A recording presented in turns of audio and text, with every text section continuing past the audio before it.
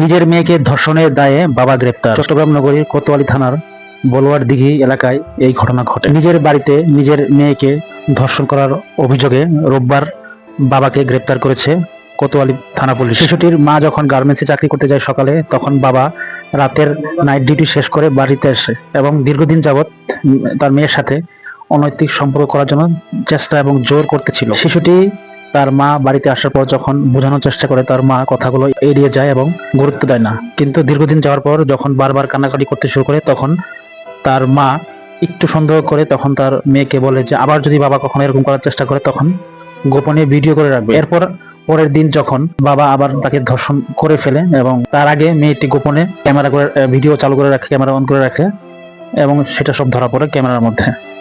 এরপরে যখন তার মা ওই ভিডিও দেখে আসার পরে, তখন মা মেয়ে দুজনেই চিৎকার করে কেঁদে ওঠে।